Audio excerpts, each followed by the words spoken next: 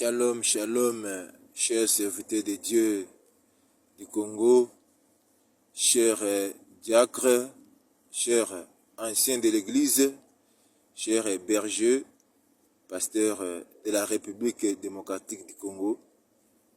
Nous continuons avec notre conférence sur la révélation de la République démocratique du Congo selon le prophète Polycarpe que nous sommes. Nous avons commencé notre conférence depuis plusieurs et nous sommes limités à la 5e partie. Voici la 6e partie. À titre de rappel, pour la 5e partie, j'étais en train de finir en disant que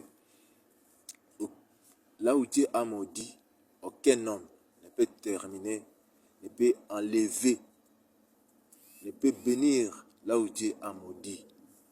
Donc la souffrance du Congo ne peut pas terminer avec la force d'un homme. C'est Dieu lui-même qui a maudit et Dieu lui-même qui peut ôter la malédiction. Dieu lui-même est capable de ôter par le sang de Jésus les épines qui avaient maudit la terre et le Congo, c'est de même. Donc le plan glorieux de Dieu, c'est de nous élever, de nous donner la supériorité sur toute l'étendue, sur toutes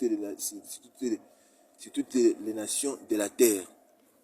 Et je voulais donner le verset qui convainc les paroles que j'avais données concernant notre appel. Pourquoi Dieu nous a choisis?